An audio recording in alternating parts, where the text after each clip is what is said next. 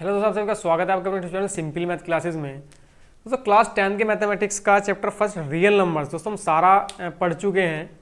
दोस्तों सभी वीडियोस में उसके ऊपर दोस्तों बना चुका हूँ सारे चैप्टर की। दोस्तों उसे आप यूट्यूब पे आप देख सकते हैं, simple math classes by Saurabh Tyagi दोस्तों नाम से आप सर्च करेंगे तो सारी वीडियोस मेरी आ जाएंगी। दोस्तों आप वहाँ से वो सारी वीडियोस दोस्तों देख सकते हैं। दोस्तों आज जो मैं वीडियो बना रहा हूँ ये दोस्तों एक्चुअली उस सारे चैप्टर का रियल नंबर्स का दोस्तों कंक्लूजन है। तो ये वीडियो एक्चुअली आप समय समय पे कुछ टाइम के बाद दोस्तों आप इस वीडियो को दोस्तों यदि देखते रहेंगे तो सारा का सारा चैप्टर के आप दोस्तों टच में बने रहेंगे। बस दोस्तों पहले मैं सजेस्ट करूंगा कि आप पहले वो सारा का सारा जो अपना चैप्टर है वो क्लियर करें, उसके बाद दोस्तों ये वीडियो देखते रहें। दोस्तों वीक में यदि आप एक दो बार ये वीडियो देखेंगे दोस्तों सारा जो चैप्टर है रियल नंबर्स आपका उस सारे के दोस्तों आप टच में बने रहेंगे। तो सारी बेसिक सारी चीज़ें मैं इस वीडियो में कवर करूँगा ताकि वो सारी बेसिक चीज़ें दोस्तों आपके क्लियर रहें और याद रहें। दोस्तों इस चैप्टर से जुड़ी दोस्तों जितनी भी टर्म्स हैं जो भी चीज़ें दोस्तों पता होनी चाहिए वो दोस्तों सभी के बारे में दोस्तों मैं यहाँ पे जिक्र करूँगा। इसमें दोस्तों सबसे पहले दोस्तों आपका आता है number is called the rational number. दोस्तों ये रेशनल नंबर के बारे में दोस्तों हम पहले बात कर रहे हैं। Number is called the rational number if can be written in the form P by Q where P and Q are integer and Q zero के इक्वल नहीं है। दोस्तों ये कह रहा है कि कोई भी नंबर एक रेशनल नंबर होगा जिसको पी वाई क्यू की फॉर्म में रिप्रेजेंट किया जा सकता हो, पहली शर्त। दूसरी शर्त है दोस्तों पी और क्यू दोनों ही इंटीजर नंबर हो। और दोस्तों तीसरी शर्त है जो क्यू है आपका ये जीरो के इक्वल नहीं होना चाहिए। जैसे दोस्तों आपका इसमें सबसे पहले जैसे दोस्तों आपका आता है नंबर सपोज 2/7। दोस्तों ये एक रेशनल नंबर है क्योंकि जब पी वाई क्यू की फॉर्म में लिखा गया है पी और क्यू दोनों ही इंटीजर नंबर है और दोस्तों क्यू जीरो के इक्वल नहीं है। या दोस्तों यदि बात करें नंबर 0/1 की भी तो ये भी एक रेशनल नंबर है, मीन्स जीरो। क्यों? क्योंकि दोस्तों ये पी वाई क्यू की फॉर्म में रिप्रेजेंट हो रहा है, पी और क्यू दोनों ही इंटीजर नंबर है और दोस्तों क्यू जीरो के इक्वल नहीं है। या दोस्तों यदि बात करें नंबर 3/0 दोस्तों ये पी वाई क्यू की फॉर्म में है, पी और क्यू दोनों इंटीजर है लेकिन दोस्तों क्यू जीरो है यहाँ पे, तो ये एक रेशनल नंबर नहीं है। तो रेशनल नंबर वही जो दोस्तों ये तीनों कंडीशन फुलफिल करता हो, पी वाई क्यू की फॉर्म में लिखा जा सकता हो, पी और क्यू दोनों इंटीजर और क्यू जीरो के इक्वल न हो। अब दोस्तों नेक्स्ट आपका आता था decimal expansion of N irrational number is either terminating, non terminating, recurring. दोस्तों किसी भी डेसिमल नंबर किसी भी रेशनल नंबर का जो दोस्तों डेसिमल एक्सपेंशन होता है वो या तो टर्मिनेटिंग होता है या नॉन टर्मिनेटिंग बट रिकरिंग, या इसको हम रिपीटिंग भी बोल सकते हैं, या नॉन टर्मिनेटिंग बट रिपीटिंग होता है। जैसे दोस्तों यदि मैं बात करूं इस तरीके का नंबर 2.34, दोस्तों ये एक टर्मिनेटिंग डेसिमल एक्सपेंशन है क्योंकि 2.34 दोस्तों ये यहीं पे टर्मिनेट हो गया है। दोस्तों ये भी एक रेशनल नंबर है। या दोस्तों रेशनल नंबर का डेसिमल एक्सपेंशन ऐसा होगा लाइक 1.333, ये दोस्तों इसी तरीके से चलता जा रहा है 333 और दोस्तों कभी भी ये एंड ना हो तो दोस्तों हम इसको कहेंगे नॉन टर्मिनेटिंग है बट रिपीटिंग है। क्यों? क्योंकि उसमें 1.333 दोस्तों इसी तरीके से रिपीट होता जा रहा है। और दोस्तों इसको इस तरीके से भी लिख सकता हूँ 1.3 के ऊपर बार, क्योंकि जो भी डिजिट बार बार रिपीट होती हैं मैं उसके ऊपर बार ड्रा कर सकता हूँ। तो मीन्स दोस्तों यही है कि किसी भी रेशनल नंबर का डेसिमल एक्सपेंशन या तो टर्मिनेटिंग होगा और यदि टर्मिनेटिंग नहीं होगा तो रिकरिंग या रिपीटिंग होगा, इस तरीके से। या दोस्तों हम ये भी ऐसे भी देख सकते हैं 0.757575, ये दोस्तों इसी तरीके से चलता चला जाए 7575। दोस्तों ये भी एक नॉन टर्मिनेटिंग बट रिकरिंग या रिपीटिंग नंबर है। तो या किसी भी रेशनल नंबर का डेसिमल एक्सपेंशन इस तरीके का होगा, नॉन टर्मिनेटिंग बट रिपीटिंग। इसके बाद दोस्तों आपका आता है इरेशनल नंबर। ये number is called an irrational number if can not be written in the form P by Q where P and Q are integer and Q equal नहीं है zero के। दोस्तों कोई भी ऐसा नंबर जिसको हम पी वाई क्यू की फॉर्म में नहीं लिख सकते, या दोस्तों यदि पी वाई क्यू उसमें दोनों इंटीजर नहीं होंगे और क्यू जीरो के इक्वल न हो, जो दोस्तों इस शर्त को पूरा न करते हो, मीन्स कोई भी ऐसा नंबर जिसे हम पी वाई क्यू की फॉर्म में न लिख सकें जहां पी और क्यू इंटीजर हो और क्यू जीरो के इक्वल न हो, दोस्तों वो आपका कहलाता है इंटीजर नंबर। जैसे दोस्तों आपका आता है √2, दोस्तों √2 को √2/1 भी लिख सकता हूँ। दोस्तों पी वाई क्यू की फॉर्म में है लेकिन दोस्तों इसमें पी और क्यू दोनों इंटीजर नहीं है। दोस्तों यहाँ पे पी आपका एक इंटीजर नंबर नहीं है क्योंकि √2 आपका एक इंटीजर नंबर नहीं होता है। दोस्तों ये आपका एक इरेशनल नंबर है। या दोस्तों यदि बात करें नंबर √7 की, दोस्तों ये भी आपका एक इरेशनल नंबर है। तो कोई भी एक ऐसा नंबर जिसको पी बाई क्यू की फॉर्मूला लिख सके और जहां पी और क्यू दोनों इंटीजर और क्यू जीरो के इक्वल न हो दोस्तों, वो आपका कहलाता है इरेशनल नंबर। इसके बाद दोस्तों नेक्स्ट पॉइंट आपका आता है decimal expansion of N irrational number non terminating non recurring. दोस्तों किसी भी रेशनल नंबर का यदि हम डेसिमल एक्सपेंशन करें तो दोस्तों हमेशा नॉन टर्मिनेटिंग और नॉन रिकरिंग आएगा, ना ही वो कभी टर्मिनेट होगा और ना ही वो कभी रिपीट होगा। जबकि दोस्तों रेशनल में क्या था, नॉन टर्मिनेटिंग बट रिपीटिंग था। यहाँ पे क्या है, नॉन टर्मिनेटिंग नॉन रिकरिंग, ना ही टर्मिनेट होगा और ना ही वो रिपीट होगा। जैसे दोस्तों आपका नंबर है सपोज 0.120012001200 टाइम 0। दोस्तों इसी तरीके से यदि चलता चला जाए ऐसे ही, ना ही दोस्तों नॉन टर्मिनेट है, ना ही कभी टर्मिनेट हो रहा है और ना ही दोस्तों रिपीट हो रहे हैं। दोस्तों कोई भी ऐसा नंबर जिसका डेसिमल एक्सपेंशन नॉन टर्मिनेटिंग या नॉन रिपीटिंग होता है दोस्तों, वो इरेशनल नंबर होता है। या ये भी कह सकते हैं कि किसी भी इरेशनल नंबर का डेसिमल एक्सपेंशन नॉन टर्मिनेटिंग या नॉन रिकरिंग या रिपीटिंग भी दोस्तों हम इसको बोल सकते हैं दोस्तों होता है। इसके बाद दोस्तों आपका आता है प्राइम नंबर्स। दोस्तों प्राइम नंबर, कॉम्पोजिट नंबर और दोस्तों को प्राइम नंबर। दोस्तों ये भी काफ़ी इंपॉर्टेंट रहे हैं दोस्तों इस चैप्टर में। दोस्तों इनके बारे में भी दोस्तों हम बात करेंगे। दोस्तों प्राइम नंबर्स वे होते हैं जिनके केवल और केवल दो ही फैक्टर हो सकते हैं। जैसे मैं दोस्तों यदि बात करूं नंबर 2 की, दोस्तों 2 का एक फैक्टर 1 हो सकता है या फिर दोस्तों ये खुद 2 हो सकता है। तो इसके केवल दो ही फैक्टर हैं। या तो हम यह कह सकते हैं कि जिसके केवल दो ही फैक्टर हो, या यह भी कह सकते हैं कोई भी ऐसा नंबर जो 1 और खुद अपने के अलावा बाकी किसी से डिवाइड ना होता हो, वो दोस्तों आपको कहलाते हैं प्राइम नंबर। जैसे दोस्तों आपका 2 या दोस्तों जैसे आपका 7, इसके भी केवल ये भी केवल 1 से और केवल अपने आप से ही डिवाइड हो सकता है। या हम यह भी, तो दोस्तों आप देखेंगे इस तरीके से केवल फैक्टर भी फिर दो ही हुए, 1 और ये अपने आप। तो हम दोस्तों दोनों बात कह सकते हैं कि कोई भी ऐसा नंबर जिसे केवल और केवल दो फैक्टर हो। या हम यह भी कह सकते हैं कि कोई भी नंबर जो केवल 1 और अपने के अलावा किसी और से डिवाइड न हो, वो दोस्तों आपको कहलाते हैं प्राइम नंबर्स। इसके बाद दोस्तों आपका आता है कॉम्पोजिट नंबर। जैसे कोई भी नंबर मीन्स दोस्तों हम प्राइम नंबर्स का दोस्तों थोड़ा अपोजिट कह सकते हैं कि कोई भी नंबर कॉम्पोजिट नंबर होगा यदि उसके 1 और खुद के अलावा कम से कम और एक फैक्टर और भी हो। ज्यादा तो चाहे कितने भी हो, लेकिन 1 और खुद के अलावा कम से कम और एक फैक्टर और भी हो। जैसे दोस्तों हम बात करें नंबर 4 की, दोस्तों इसका एक फैक्टर 1 है, इसका एक फैक्टर 4 है। दोस्तों क्या इन दोनों के अलावा इसका और भी फैक्टर यदि हो, इसका दोस्तों और फैक्टर दोस्तों 2 भी है। हो सकता है कोई ऐसा नंबर होता है जिसके और भी होते, लेकिन कम से कम इन दोनों के अलावा, 1 के अलावा और खुद उसके अपने के अलावा और एक फैक्टर कम से कम और भी हो दोस्तों, वो आपको कहलाता है कॉम्पोजिट नंबर। जैसे दोस्तों आपका 4, इसका 1 भी है, 4 पे दोस्तों इसका फैक्टर 2 भी है, तो ये कॉम्पोजिट नंबर है। या दोस्तों यदि हम बात करें नंबर 12 की, इसका एक फैक्टर दोस्तों 1 है, एक फैक्टर इसका दोस्तों 12 है। यदि इसका दोस्तों और एक फैक्टर और भी मिल जाए तो डेफिनेटली कॉम्पोजिट नंबर होगा। लेकिन इसके दोस्तों ज्यादा फैक्टर है। जैसे दोस्तों इसका एक फैक्टर 2 भी है, 3 भी है, 4 भी है। ठीक है दोस्तों, तो ये मीन्स हम क्या कह सकते हैं, कोई भी नंबर इसका 1 और खुद के अलावा कम से कम एक फैक्टर इन दोनों के अलावा, 1 और उसके खुद के अपने के अलावा और भी हो, वो दोस्तों आपको कहलाता है कॉम्पोजिट नंबर। ज्यादा तो फिर दोस्तों कितने भी हो, लेकिन कम से कम एक और भी हो।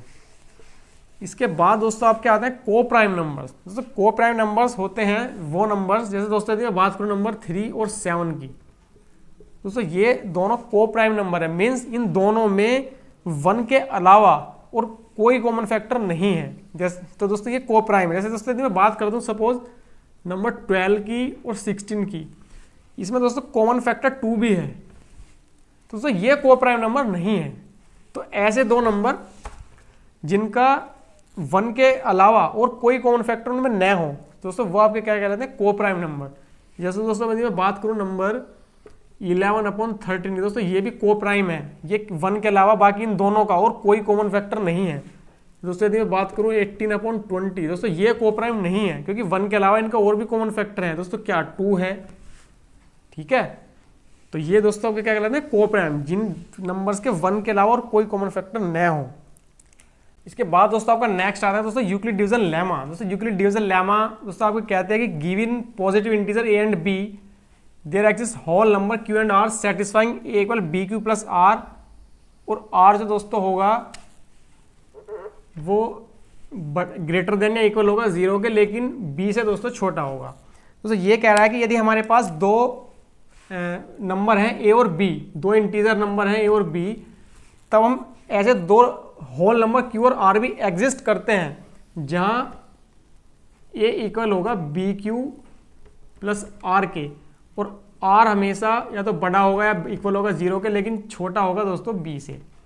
मीन्स यदि हमारे पास दोस्तों दो इंटीजर नंबर a और b है, तब हम ऐसे दो होल नंबर q और r भी फाइंड कर सकते हैं, जहाँ वो q और r equation a equal B Q plus R को सेटिस्फाई करेंगे। मीन्स दोस्तों यही वो थ्योरम है। तो दोस्तों ये बी क्यू और आर दोस्तों हम कैसे फाइंड करेंगे, दोस्तों सपोज वो नंबर है 2 और 7, तो दोस्तों वो जब मैं दोस्तों 7 को 2 से डिवाइड करता हूँ दोस्तों, ये मेरा आता है 2 3 जा 6, 1 बचता है दोस्तों रिमाइंडर। मीन्स दोस्तों इन दो नंबर को लेके मैंने क्यू और आर फाइंड कर लिया, वो क्यू ये है और आर दोस्तों ये है। मीन्स वही है दोस्तों सिंपल, जब लॉन्ग डिवीजन करते हैं किसी भी दो नंबर का, तो हमें दोस्तों क्वोशंट मिलता है और एक रिमाइंडर मिलता है। और रिमाइंडर कभी भी जिस नंबर से दोस्तों हम डिवाइड करते हैं उससे कभी भी बड़ा नहीं होता, ना ही उसके इक्वल होता है।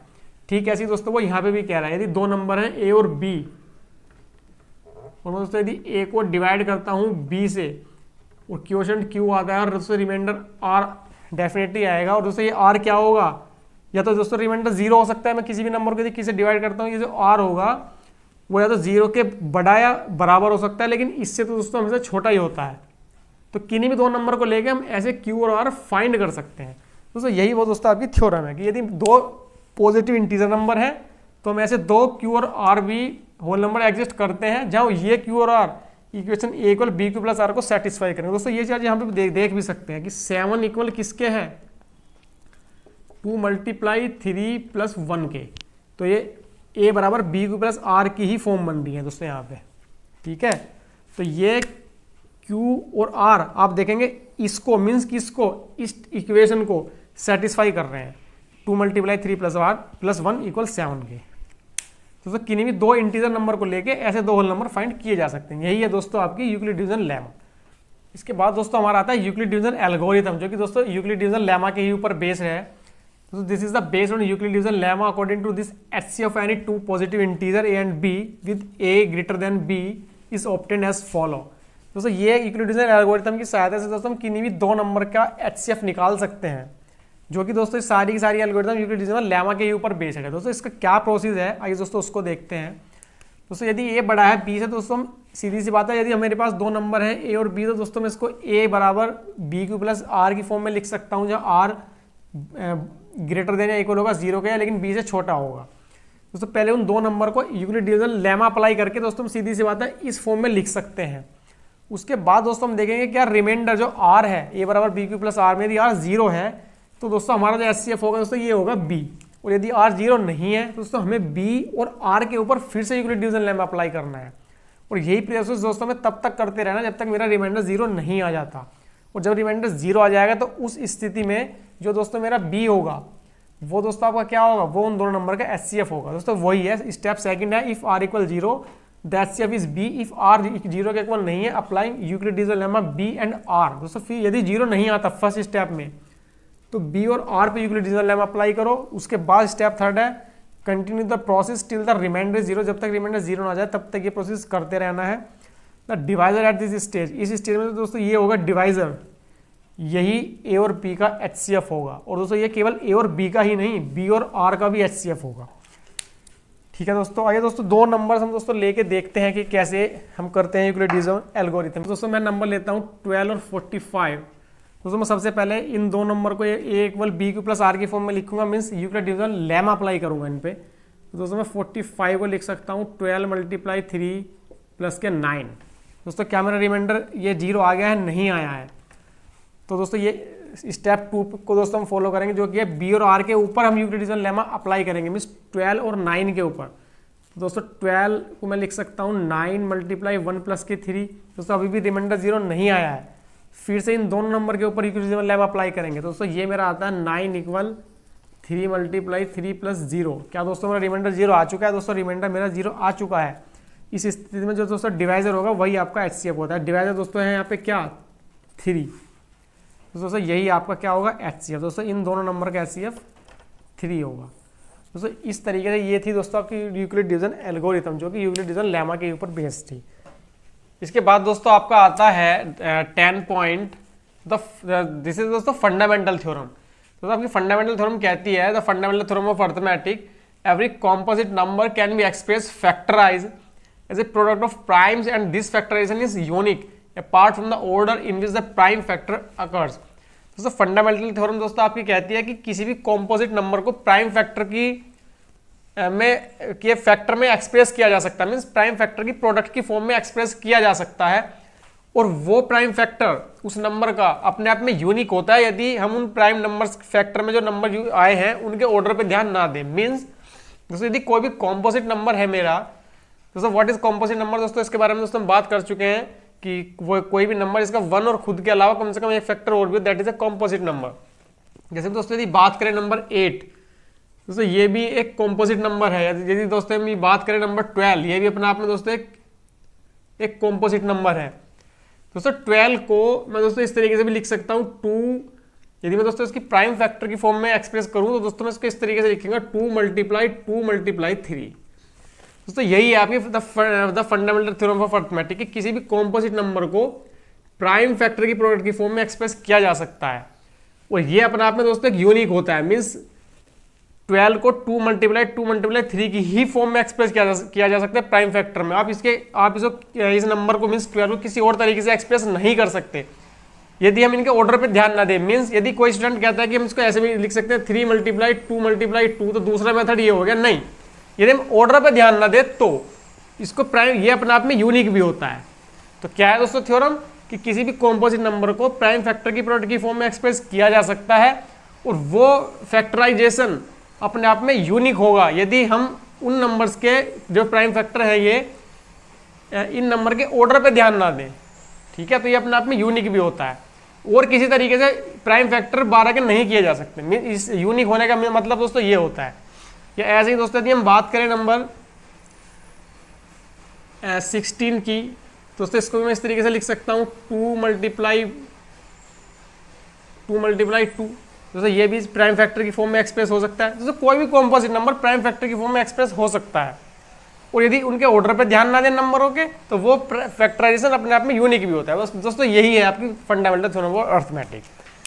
इसके बाद दोस्तों आपका नेक्स्ट आता है if p be a prime number, if p divides a² then p divides a where a is a positive integer. दोस्तों ये आपकी दोस्तों एक थ्योरम है। दोस्तों ये कहता है कि यदि p एक प्राइम नंबर है और वो a² को डिवाइड करता है वो प्राइम नंबर, तो डेफिनेटली वो p उस a को भी डिवाइड करेगा। देखिए कैसे, जैसे दोस्तों सपोज करो एक प्राइम नंबर है 2, दोस्तों ये डिवाइड करता है 16 को दोस्तों p ये डिवाइड करता है, मैंने माना ये p है और ये a² है। दोस्तों भी a² है तो a क्या होगा दोस्तों 4।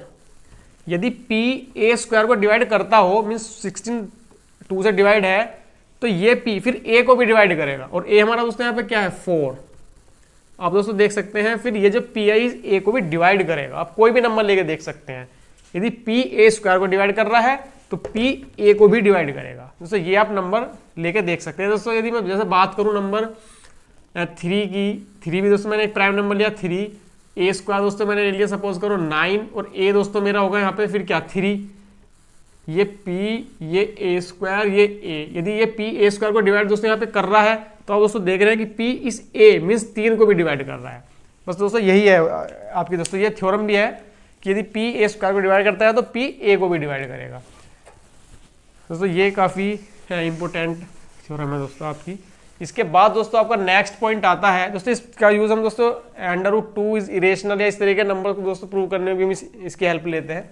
इसके बाद दोस्तों आपका आता है let x be a rational number whose decimal expansion terminates then we can express x in the form p by q where p and q are co-prime and the prime factorization of q is of the form 2 की power n 5 की power m where n m are non negative integer. दोस्तों ये आपका कह रहा है कि यदि x एक रेशनल नंबर है, एक ऐसा रेशनल नंबर है जिसका डेसिमल एक्सपेंशन टर्मिनेट है, तो क्योंकि दोस्तों किसी भी रेशनल नंबर का डेसिमल एक्सपेंशन या तो टर्मिनेट या नॉन टर्मिनेट बट रिपीटिंग होता है, लेकिन ये बात कर रहा है एक ऐसा नंबर, ऐसा रेशनल नंबर जिसका डेसिमल एक्सपेंशन टर्मिनेट हो, तो उस रेशनल नंबर को p बाई क्यू की फॉर्म में एक्सप्रेस किया जा सकता है जब p और q को प्राइम है और इस q के प्राइम फैक्टर 2 की पावर n और 5 की पावर m की फॉर्म के होंगे। दोस्तों ये आपकी ये चीज कहता है क्या कि यदि कोई एक रेशनल नंबर जिसका डेसिमल एक्सपेंशन टर्मिनेट हो और यदि हम उसको p बाई क्यू की फॉर्म में कन्वर्ट करें तो उसका जो q होगा वो डेफिनेटली 2 की पावर और 5 की पावर m की ही फॉर्म का होगा। दोस्तों एक नंबर दोस्तों हम यहाँ पे दोस्तों लेके भी देखते हैं। जैसे दोस्तों आपका नंबर है 0.0875, दोस्तों ये आपका आता है 7/80। मैं दोस्तों इसको क्या लिख सकता हूँ, 7/2⁴ मल्टीप्लाई 5। दोस्तों जब मैं इसके प्राइम फैक्टर करता हूँ तो मेरे आता है 2⁴ मल्टीप्लाई 5। ये दोस्तों क्या फॉर्म बन रही है, 2n और 5m की, और n और m हमेशा नॉन निगेटिव इंटीजर है। ठीक है दोस्तों, तो किसी भी टर्मिनेट डेसिमल एक्सपेंशन का p बाई q की फॉर्म में यदि कन्वर्ट करें तो उसका जो q होगा वो 2n और 5m की ही फॉर्म का होगा। इसके बाद दोस्तों आपका नेक्स्ट पॉइंट आता है let x equal p by q as a rational number such that the prime factorization of q is of the form 2n and 5m where nm are non-negative integer then x as a decimal expansion which terminates। दोस्तों ये point 12 का थोड़ा सा कहीं ना कहीं दोस्तों opposite है। दोस्तों ये कह रहा है कि यदि x एक रेशनल नंबर है और उसको p बाई q की फॉर्म में लिखने पर जो q है वो 2n और 5m की फॉर्म का आ रहा है, तो इस रेशनल नंबर का डेसिमल एक्सपेंशन टर्मिनेट होगा। दोस्तों ये पॉइंट दोस्तों आपका ये कह रहा है। जबकि दोस्तों 12 पॉइंट में दोस्तों हमने क्या पढ़ा था, यदि किसी भी रेशनल नंबर का डेसिमल एक्सपेंशन टर्मिनेट है तो उसको 2n और 5m में रिप्रेजेंट होगा, उसका जो q होगा। ये क्या कह रहा है कि यदि किसी भी रेशनल नंबर का q इस फॉर्म का है तो डेफिनेटली उसका डेसिमल एक्सपेंशन टर्मिनेट होगा। तो दोस्तों ये पॉइंट दोस्तों आपका ये चीज कह रहा है। इसके बाद दोस्तों आपका नेक्स्ट पॉइंट आता है let x equal p by q be a rational number such that the prime factorization of q is not of the form 2n 5m where n and m are non-negative integer then x has a decimal expansion which is non-terminating repeating। दोस्तों ये आपका कह रहा है यदि x कोई एक rational number है तो डेफिनेटली दोस्तों उसको p बाई q की फॉर्म में रिप्रेजेंट किया जा सकता है। तो ये कह रहा है यदि ये जो q है ये 2n और 5m की फॉर्म का नहीं है तो इस नंबर का जो डेसिमल एक्सपेंशन होगा वो नॉन टर्मिनेटिंग रिपीटिंग या रिकरिंग भी दोस्तों हम इसको बोल सकते हैं, नॉन टर्मिनेटिंग बट रिपीटिंग होगा। एक बार दोस्तों मैं दोबारा रिपीट करता हूँ, यदि x कोई रेशनल नंबर है उसको p बाई q की फॉर्म में यदि रिप्रेजेंट करें और ये जो q है ये 2n और 5m की फॉर्म का न हो तो उस नंबर का decimal expansion non terminating repeating होगा। दोस्तों ये सारे के सारे इंपॉर्टेंट पॉइंट दोस्तों मैंने इस वीडियो में कवर किए हैं। दोस्तों वीक में आप 1-2 बार इस वीडियो को देखेंगे तो सारा चैप्टर दोस्तों आपका रिमाइंड होता रहेगा। सभी इंपॉर्टेंट पॉइंट मैंने इस वीडियो में दोस्तों कवर किए हैं। और दोस्तों आई होप दोस्तों ये आपकी समझ में आए होंगे point. Thank you so much.